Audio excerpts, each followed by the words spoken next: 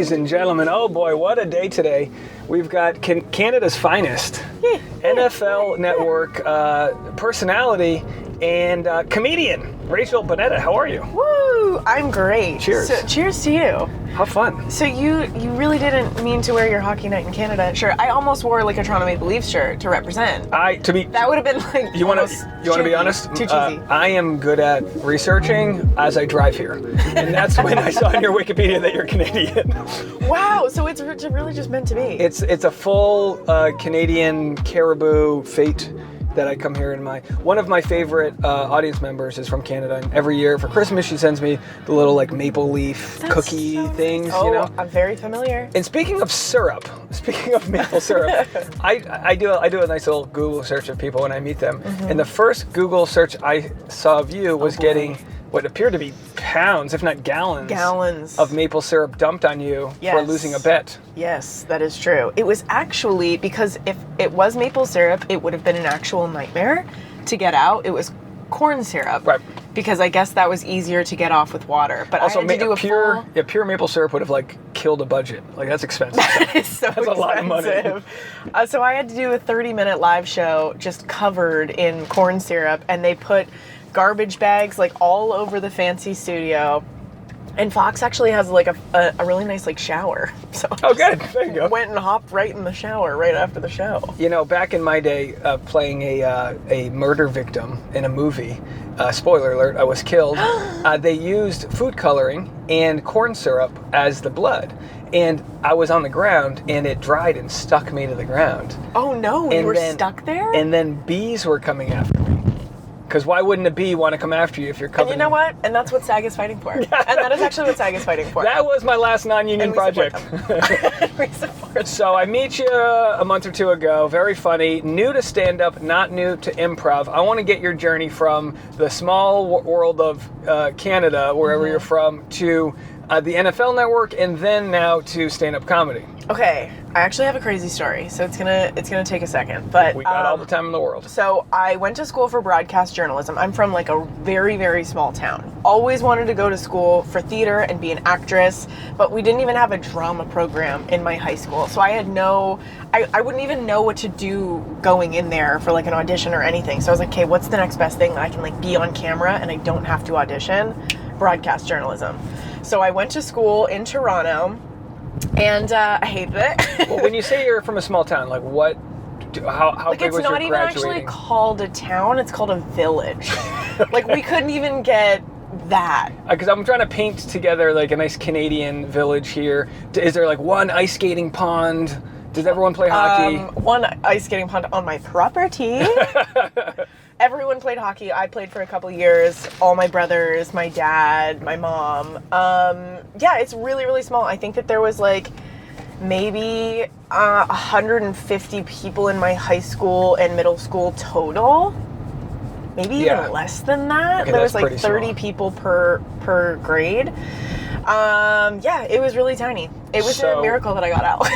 So you get into sports broadcast journalism. I hate to sound sexist here, but is this like a tomboy, multiple brothers, one of them type of deals? Or 1000% you nailed it. I have 3 older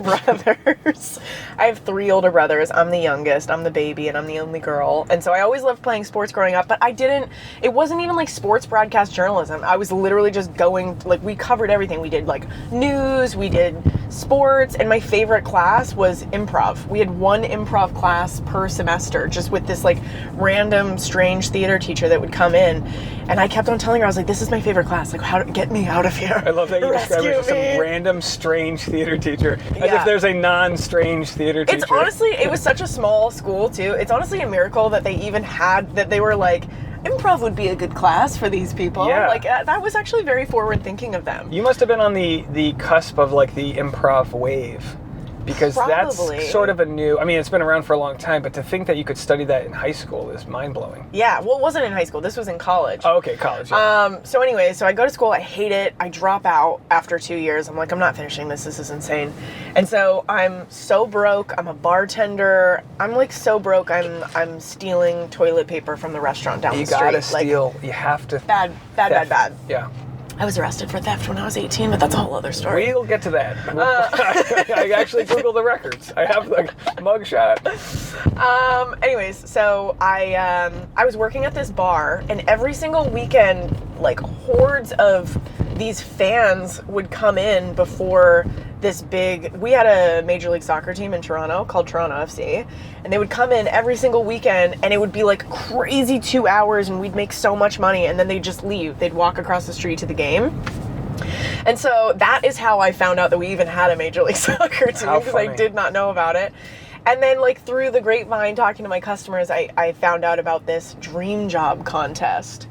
And you applied, and basically if you won, you got to be on the Jumbotron. It was a full-time job. Which, by the way, the Jumbotron invented Pamela Anderson in Canada. Don't I know it, baby? In Pamela Canada. Anderson and I actually have a lot in common. Okay, well, we can get into that too. That's actually the only part. Apparently, this is how it used to go viral. Like, there was no OnlyFans. There was literally OnlyFan if they took a video of you. And you had some nice boobies. I don't know. That works. I don't know if that's a Canadian only thing, but they've exported us Pamela Anderson and now Rachel Bonnetta.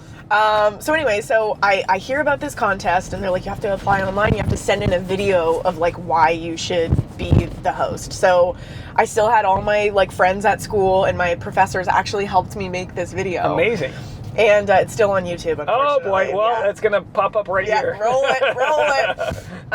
Anyway, so I submitted, and I made top 25, and I was just like, oh no, I have to like keep up with this lie now, because in the video I was like, I'm the #1 Toronto FC fan, like I love this team, and I didn't know that I didn't know anything about them. That's a tough sport too, to like, there's a lot of players, so you can't just be like Tom Brady, you gotta There's a lot of players who are exactly not famous, and the fans are very committed and loyal. Plus, I'd have to say, to go back to like sexism in sports, which like, look, it just exists. Mm-hmm. There's so many men that are like, name 2 players for me. And now, don't get me wrong. Let me see you dribble, actually. If you ask my wife her favorite 3 players ever for her home football team, she'd be like, fuck you. Yeah, exactly. How dare you do that to me? I also don't like being put on the spot. It's all panic and forget. In soccer, there's a bunch of bodies running around. It's not like you're watching like 1 or 2 people, you know. Exactly. So I get called in for an interview. The next spot is getting an interview. I swear to God, I had the captain's name written down on my hand. His name is Torsten Frings. He's from Germany. I still remember that. There you go. But I just basically talked out my butt for like an hour with these guys, and for whatever reason, they like me, and I won. I beat out over like 500 people. And were you on camera at this point? Was it like a screen test? Or like just an interview? It was just an interview. Yeah. Oh, they did do screen tests. Yeah, Okay, they sat me down, and they're like, "What do you like about this team? Who's your favorite player?" And I was like, "Torsten Frings." Like just. And this was to be on the local sports show, or what? No, not even anything. It was to be on the Jumbotron. Like literally, you know when you go? I was just at the Kings game the other day. You know, and they're like, "Who wants a T-shirt?" So it's not even to be like to interview people. Like it's just for a one-time Jumbotron gig. It came to be that. So I thought it was, again, I'm out of my mind. I don't know anything. You really are the Pam Anderson of the Western area of Canada. Anything that is going on, I won. They announce it at halftime. I get a couple of boos, but for the most part, you know, at halftime when there's like only like 7 people in the stands, and it's like, woo. Why do they feel the need to fill time? Like, call it halftime, let people get their beers. There's always a guy on like a 30-foot ladder riding a scooter, and you're just like, what are we doing here? I know, and these poor people are just doing it to nobody. But it worked out for you. It did work out for me. So I won. I had no idea really what the job was besides the Jumbotron stuff. They sit me down on Monday, and they're like, so we want to hire you on full time. You're going to make $40,000. And I was like, You're like, a year? Rich. I'm rich. I remember taking all my friends out. Like, think about it. I was so broke I was stealing toilet paper. $40,000. It was a lot of money for me, and it's a lot of money. From stolen toilet paper to $40K so Canadian. Excited. Canadian dollars. CDN. What is that in the U.S.? I don't know. Roughly the same? Doesn't matter. 37? What are we talking, 5 years ago? How long? 5! Your late 20s? Like a decade. Decade ago? 10 years ago. You 32? Yeah. Oh, really? I just turned 32. Happy birthday. You nailed that. Yeah. Very, very thin ice, to use a Canadian term, to guess women's age. So that's what I like to do on stage sometime, just to dig myself into a hole. Yeah. To guess if someone's in their 40s or not. I love it. They don't. Okay, so I win. I get the job. This is when YouTube was like pretty new. Not brand new, but like pretty new, right? Like 10 years ago? Yeah. So they're like, here's the keys to this like whatever website, here's a camera, here's some editing equipment, which I already kind of knew how to do because I had been to school for journalism for 2 years. They show you how to do all of that stuff. Right. And so I literally just started making my own videos and putting them up on YouTube. I would do character stuff. I would just like run around the stadium I was just there all the time. So I just made really weird stuff. So you took the opportunity, the access that you had, and then you ran with it. Yeah, and I sat down with the players. I got to be really friendly with all the players and like, ask them rapid fire questions and follow them around. Any of the players? Were they asking out? Asking out? Okay. Okay, all right. I was young. You were young. I was impressionable. Off his romance. They were famous athletes. Yeah. Not really famous at all. Well, you're on a date. You've still got the guy's name written on your hand. Yeah, like, exactly. Hey, I didn't know you existed a week ago. So you're becoming like a fan favorite within the Toronto FC. Yeah, I will say it was very fun, like walking around the city because, like I said, like Major League Soccer, I've covered every sport at this point now. When I was working for Major League Soccer, I have never been recognized more in my life. Airports. People would come at coffee shops, like, wow, it was crazy. Their fans are so dedicated that they just like consume all the content. Sure. It's amazing. So I started doing this job. Major League Soccer, the head office in New York City, starts seeing my videos. And I literally am at my desk editing some weird thing that I shot, and I get an email from somebody in the New York office, and they're like, hey, we're big fans of your work. Would you ever be open to moving to New York City? Just like a cold You're like, email. I'm on my way. Literally. I'm like, where do I sign? Are you vetting this? Are you like, is this real? Yeah, no, I knew all of them have like, very, exclusive emails that which of course is MLS.com. Anyone who works in journalism, the pipeline is start in a local market, try to work your way up, whether it's the Today Show or ESPN. You just want to work your way up to a national audience from regional. Yeah. So I moved to New York. I got my visa. It was declined once or twice, and then I finally got it, moved to New York City, started working for the entire league.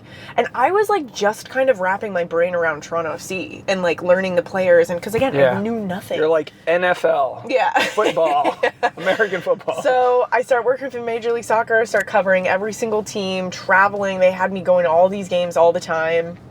And 6 months into that job, I got a job offer from ESPN and Fox Sports. It was bonkers. It was crazy. So I either stayed in New York. Was there a bidding war for you at that point? A little bit. A little bidding war. A little bit. From toilet paper theft to bidding wars. I was 22 at this point, and just like out of my mind, like living in New York City, could barely afford my rent. And I was like, guess I'm off to LA. So I moved to Los Angeles. How long were you in New York for? 6 months, you said? 11 months. 11 months, wow. 11 months, yeah. Wow. I finished out my 1 year contract with MLS and then left. So you had NFL versus, who else was Fox? I had ESPN. You had ESPN. And versus Fox. And who did you choose and why? Okay, so this is also a scandal. This was my first scandal, actually. First? Okay. This is my first public scandal. So I actually chose ESPN. I chose to stay in New York City. They offered me a really great offer. I was like still paying off my school, wanted to be able to like, actually pay my rent in New York City. Mm-hmm. So I decided to go with ESPN. And so they signed my visa, I signed my contract, everything gets done. I go to volunteer in Africa. Like I'm literally in Africa. In the middle of the night, I get a call from what would have been my boss. And he's like, are you sitting down? And I was like, what's going on? Like, is everything okay? And he was just like, so I had to sign a bunch of paperwork to like be in the Disney HR system. Okay. And this was after, again, everything was signed, sealed, delivered. I had told MLS I was leaving. Everything was done. And in the paperwork, you have to, it's like, who is your emergency response? What's your address? What, blah, blah, blah, credit, da, da, da, da, da. And then they're like, where did you go to school and did you graduate?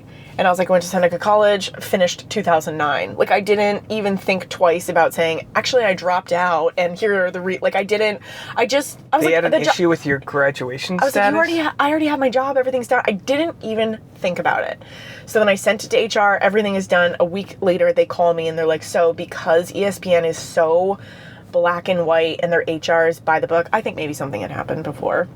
They were like, we have to revoke your offer because you lied about graduating college. Big scandal, Rachel. And I was like, truly it was to me. I was devastated because all of a sudden my like character was coming into question. And even like what would have been my boss, he's like, I am so sorry. You're not doing like the company taxes or something. No, he's like, I'm embarrassed that this is happening. I'm so sorry for you. I had already told MLS I was going. I had a goodbye party. Like it was it was so awful. So then my agent calls Fox and they're like, is there any way that you would want her back? And they're like, well, what happened with ESPN? And they're like, well, she filled out some paperwork and said that she graduated college and then she didn't. And so then Fox was like, well, is she a liar? So then they were like, we would like to speak to some people in Rachel's life and get a good idea of her character. Character witnesses. So all of a sudden, all of these people who I had worked with before are having to be on the phone. Also, mind you, now all of these people at Fox Sports that had to do these phone calls are like very good friends of mine. Did you have to submit sources? Like Yes, these people, like, from, like, Fox HR, essentially, had to, like, call and be like, is Rachel sketchy? And I was, like, this was my first foray into therapy. Because I was, like, literally my character is being questioned, and I just got, like, a great job ripped out from under me. And, like, up until that point, it had been such, like, fairy tales and dream come true and blah, blah, blah, blah, blah. And so Fox wild. took me back. Fox ended up actually sending me a better deal than they had originally sent me for more money and like a bigger offer. So you ended up getting a better offer than ESPN or Fox's better offer? No. ESPN was the better so offer. You still but Fox bumped up their money. They're like, we want Rachel to know that we actually really want her here. And how bizarre. Water under the bridge. Let's move her out here. So I had to move out to LA with no money, nothing. Was not planning on moving out to LA. I slept on someone's couch. I lived in someone's basement for a couple months. Like, it was bad. It was gnarly. So when you're not lying on your resume.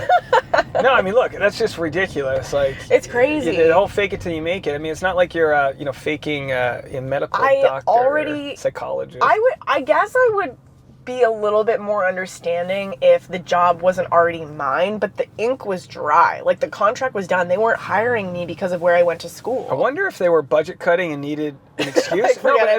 Corporations, I do understand HR, and this is why I would never. You couldn't put a check together for me to work for a corporation right now.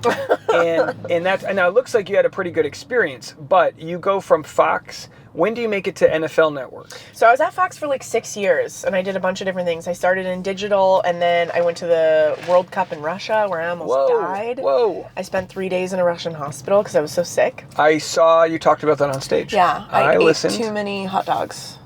So processed legitimately meat. So you're not lying about this. I had gallstones, which I did not know about, and then the Russian hot dogs just really took me over the edge. How was the Russian hospital system? It was awful. Really? It was awful. No one spoke any English. I will say it was like clean, and people were trying very, very hard, but no one spoke any English. I also had because everyone was day one of our cast members of the World Cup coverage had a gun pulled on him. So security was like so amped up. I had a security guard sleeping outside of my room at 24/7. Every single time I saw him, I cried because I was like, thank you for taking care of me. So was the hot dog eating contest part of a There was no contest, babe. I was eating them on my own. Oh, so this isn't this accident's not work related. I was doing like a late night show, and I was doing a late night show, and the only thing that was like around was like the stand that sold hot dogs, and I'm such a sicko. I love hot dogs so much. Even when I got to go to games, and there was pretzels and like whatever you could have. It's the World Cup. There's food from all over the place, and like the tailgates. I was still like, get me inside. I gotta get a street glizzy. meat almost took you down. Almost took me out. So anyways, was there gastro? Like, was this a shit your pants thing? Or my gallbladder, when they did the x-ray, they're like, your gallbladder is more than twice its normal size. And when you were I got probably home, wondering, like, you probably had no idea what a gallbladder did. No, I had no idea. I have no idea. Basically, it's just like the producer of bile, so it breaks down your food. So when there's like blockages, you can't break down food. So the hot dogs especially like greasy and hot dog, like gnarly stuff, it just doesn't process right. So you get really sick. You were probably already in like fight or flight mode just because you were traveling. Because I was in Russia. Yeah, not in any rush to go back there. So did you got just healthy right away? Like, what happened from that? I came home to America and got my gallbladder removed. I don't have a gallbladder. They just anymore. take it out? They just popped it out. Did they give it to you? No, but some people, they do allow you to take pictures of it and show you it, and I did not want to see that. They, like, let you see the stones inside, and I'm like, I will punch you in your face if that's on the table when I wake up. So was this public knowledge, or was this... No, I didn't. I didn't want my mom to worry, so I didn't tell anyone. By the way, shout out to your mom. What's her name? Rita. Rita. Shout outs to Rita. Big Rita. She still doesn't really even know the full scope of Russia, because I think she would just be like, oh, how could you have gone there? Oh my God. Moms are just so nervous. They really are. And I truly, truly think my mom is like such a rock star. She would have been on the next flight. And I did not want my mom in Russia. Because how's she going to help? Yeah, exactly. You're doing it wrong. Yeah. It's like, Mom, come on, Rita, leave us alone. Do you speak Russian, Rita? No. Yeah. All right. So, because I was wondering, like, if that was, hot dog eating contest for the cameras, maybe the show's there, but, It was all on my... So that was on, a little street meat gone wrong. It happens. So that was... I get back to LA, get my gallbladder removed. I'm offered, because our work in the World Cup, we won an Emmy for it. Like, it was a really great show, and everyone loved what we did. Thank you so much. Emmy award winning. I didn't even lead with that. Thank you so much. I got offered a daily show at FS1. It was a sports gambling show. It was brand new. It was a live show every single day. And once again, just like throwing myself into stuff that I do not know, but just like going with the flow. And so I did that for 3 years, and then I went to NFL Network, and I was a part of their like big Sunday morning show and doing lots of character sketches, and it was very fun. How long were you at NFL Network, and tell me about how that ended? Oh my God. I was there for a year and a half. I don't know how much I'm allowed to say because I don't want to get sued. Okay, but basically, it was budget cuts. Your girl got cut. Okay. Your girl got cut. But it's all good. I literally have nothing bad to say about this place because it was so much fun. They literally just like, once again, I think I thrive in an environment where I am not like policed or patrolled at all. And they're kind of like, here's the keys. You do your own thing. They're dumping corn syrup on each other, so clearly it was a cool environment. Clearly it was a pretty cool enveriment. Did you see it coming, the budget cuts? I had a weird feeling in my gut. I did. But I did, yeah, I just had a feeling. I don't know. It was like kind of a premonition. And I was okay with it. I mean, this is kind of the first, I've been working, so I won that job I won that job with Toronto FC, I think when I was 21 or 20. And so I have been working in sports kind of like blindly just going forward. And like, I've been offered so many great like opportunities, doing so many different things that I've kind of just always kept on going through these like doors that have opened and never really asked myself like, do you want to go through these doors? Or is this just like shiny new fun, not every breadcrumb press release. Yeah, not every breadcrumb's meant to be. But I feel super lucky because it's like, led me to be where I am now. But it's been an interesting last year, just kind of like stopping for a second and starting stand-up. And so did you want to start stand-up, and was this your opportunity? How did that come about? I never wanted to do stand-up. Stand-up always scared the absolute hell out of me. I had done a bunch of improv, like went all through Groundlings and loved that, and I love character stuff.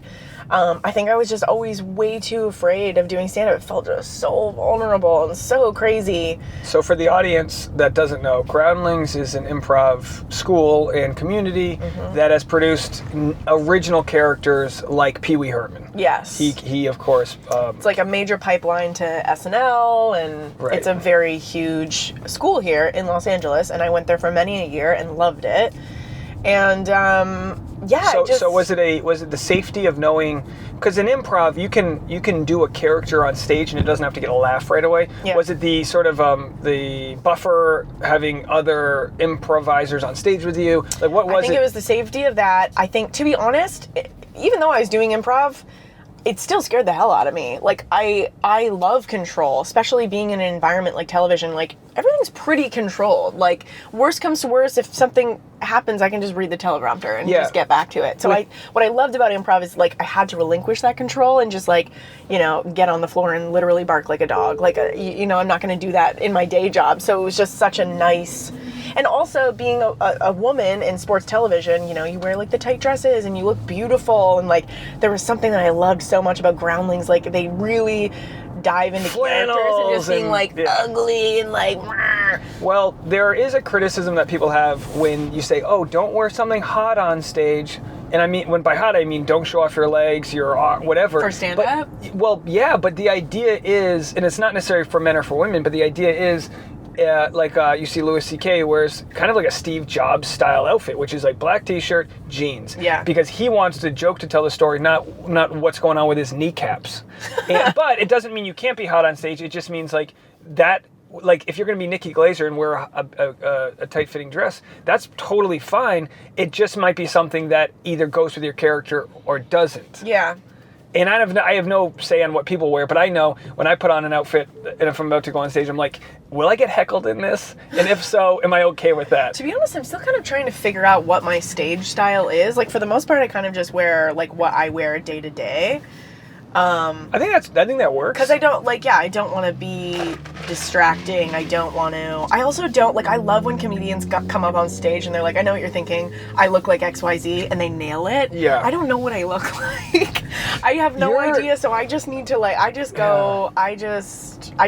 really try to be myself, and... It doesn't have to be like a celebrity. You can be like, I look like the girl you didn't call back. I don't know. Exactly. It could be like just like a vibe. It. Whatever they say, they always when they nail it, it's so I always said I looked like Bradley Cooper in Limitless before he took the pill to be successful. That's great. Because it got too easy to say, I look like so-and-so. It's like, I'm going to be so specific. That's so funny. And then I said like the chubby version in American Sniper. I haven't figured mine out. Yeah, we'll get there. Maybe the comment section can help you out. Sometimes it's the comment section that'll tell you exactly what you look like. So welcome to the stand-up community. But I will say, having started in improv and then moved to stand-up, I can totally understand. With stand-up, you have in your back pocket jokes you might start off with that you don't necessarily need to. You might be walking on stage, ready to do a joke, and then a glass breaks or someone farts or whatever the hell happens in the room. And I think what's so important with the authenticity of performing is to be the voice for the room. Mm-hmm. So like if the air conditioner is too loud and you can't hear me, god damn it if I'm going to do my material before I addressing it. Yeah. I think that's obviously such a helpful skill that improv has taught you to like think on your feet. Yeah. I'm still very much I'm literally a baby. I've only been doing this for like 5 months, so I'm still very much like, we're gonna let that air conditioner go because I got stuff to say. You know what's funny is the show that you and I did was one of the worst audiences I've had in the last 10 years. It was not, I wouldn't say it's the worst, but it was very close. And you know what made it so bad is that, God bless him, the guy who puts on the show, the audience was his family, including his wife. Wasted. Yeah, so when it's a bad audience at a normal comedy club, you just get the bouncers to kick the person out. Right. In this sense, the only crowd there was people he brought that was his family. So you could only sort of shit on that so far. I think the only reason I survived that set was because I had just gotten engaged and I saw the front row was all drunk women. So I was like, ladies, woo woo woo, just got engaged, and they were like, ah, and then they were automatically like bought into like whatever the hell I was about to say. It's nice to get those easy, not easy, but those cheers of support. Absolutely. I was just like, I'm just gonna power through this, and they're just gonna be stoked, and I'll go home. When I got engaged, right before the pandemic, I felt that telling people in the audience that I was engaged built some sympathy. Like it took me out of the guy who's on stage just trying to get laid, which is a stand-up comedian. You do comedy to get laid, and then you do it, and then you got laid, and then you got a ring on the thing, and now you're like, all right, I guess I'm doing comedy for other reasons. You know what's a really interesting lesson that I've like been starting to learn? Like, I have had a social media like presence for a really long time, and I feel like whenever I make content, it's for the people who know me, and it's very like true and like authentic to who I am. So people will like it because they're like, oh, that's Rachel being Rachel. And then I'll do the same stuff on stage and people don't laugh, and I'm like, oh, you guys have you don't know me the way that my, the people that are familiar with me know me.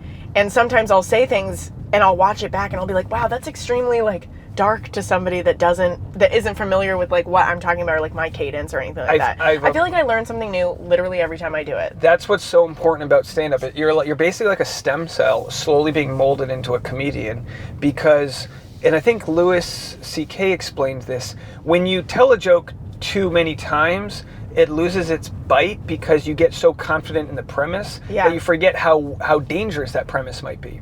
So like if you're talking about something heavy and you just randomly throw it out there, people are like, whoa, sister. Yeah. And the same thing happens when an audience already knows you. We already know the common denominator.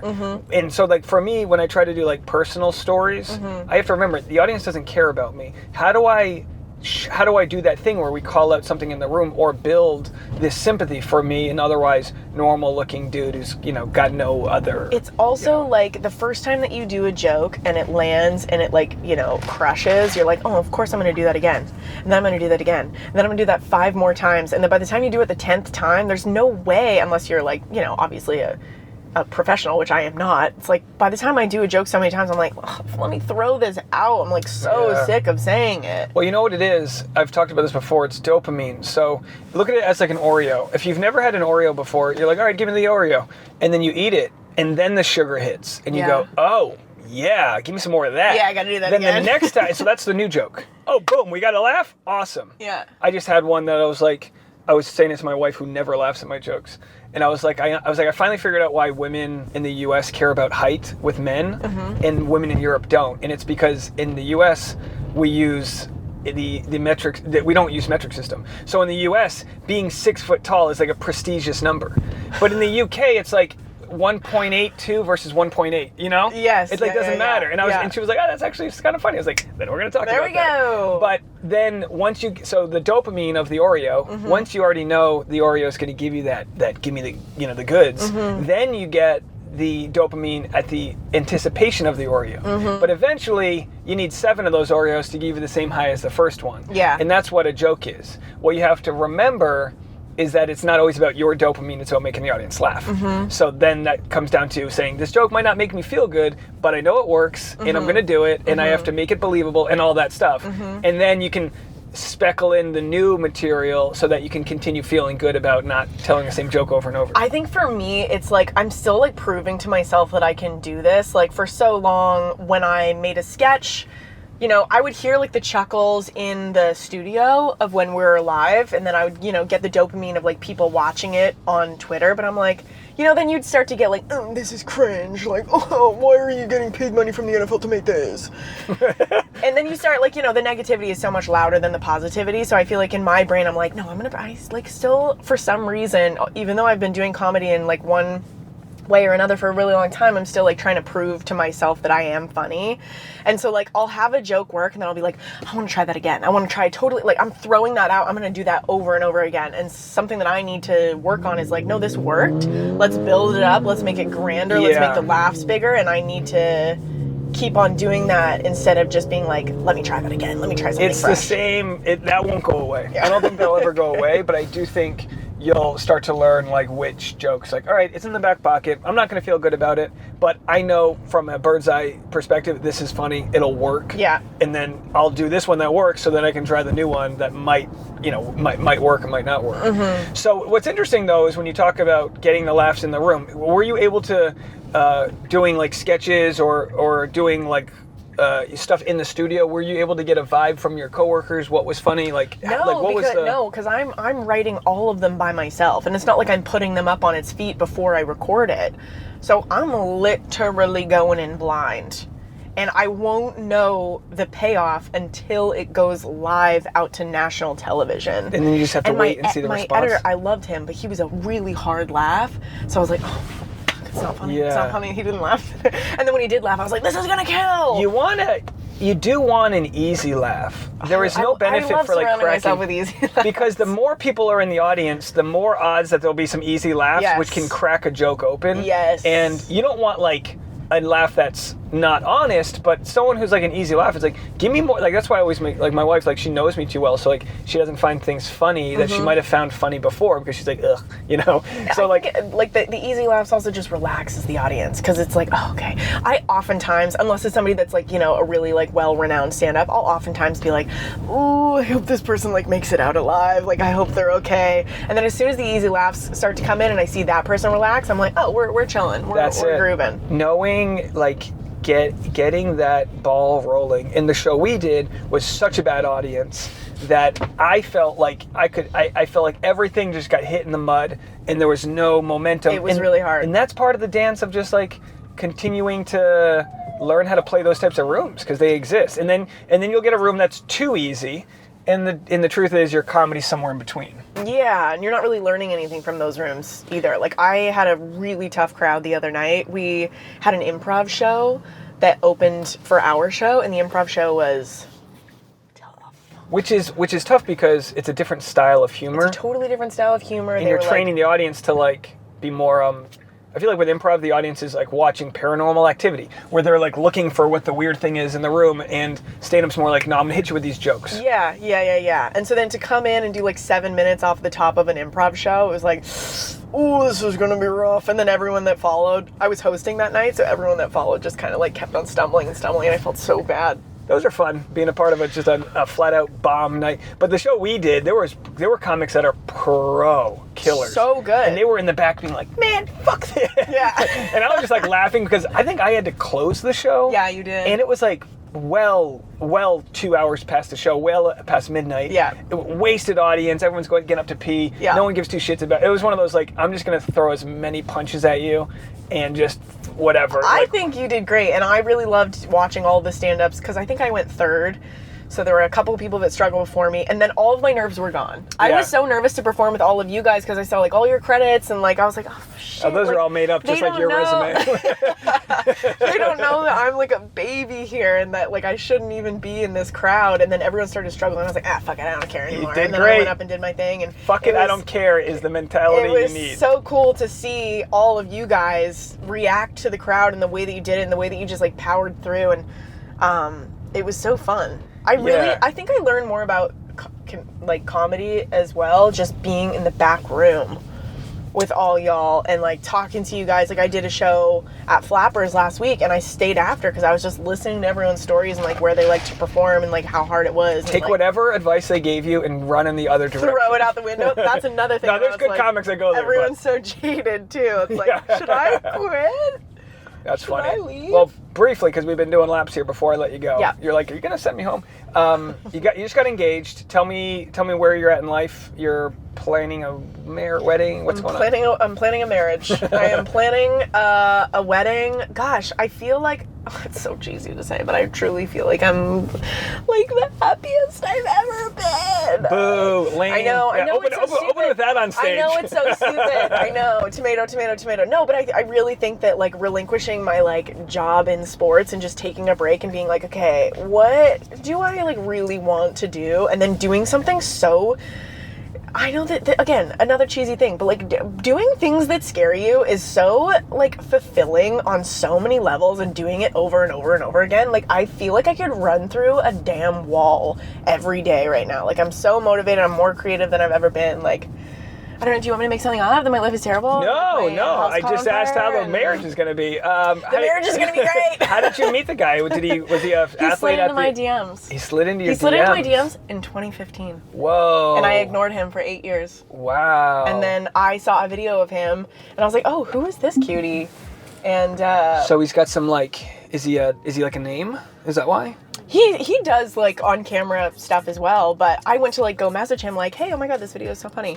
And there were several messages already waiting for me, and I was like, wait, what is this? And then the oldest one was from 2015. This is hope. None for of them every were creepy. Guy. None of them were. Well, creepiness depends on your level of attraction for and him. do not take hope from this. Don't. No, take hope. Strange women. It takes 8 years, don't guys. No, don't do it. I'm gonna make a dating advice show and just clip this.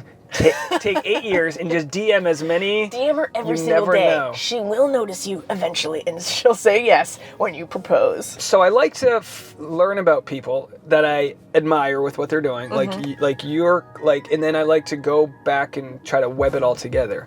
So it seems like you were able to see opportunities that existed and put yourself out there. None of this would have happened if you didn't apply for the new, Jumbotron girl. Yeah. None of this would, you know what I mean? So Pamela Anderson. There you go. Yeah. I mean, so Pamela Anderson, they found her, but at least this you applied for it. But It was only a matter of time before they found me. only a matter of time. The Jumbotron was on its way over to me. But cheers again and congrats and thanks for doing the show. Thank you so much. I'm going to put a link down below. People can go follow you on Instagram and you can Google her and watch corn syrup get dumped all over you. Yeah, and my YouTube video is still up there, so if you want to, maybe don't. We will find that. Maybe don't. We'll find that. Thanks again. And yeah, hopefully we'll do another show sometime. I love it. Sweet. Let's do a selfie. That's okay with you.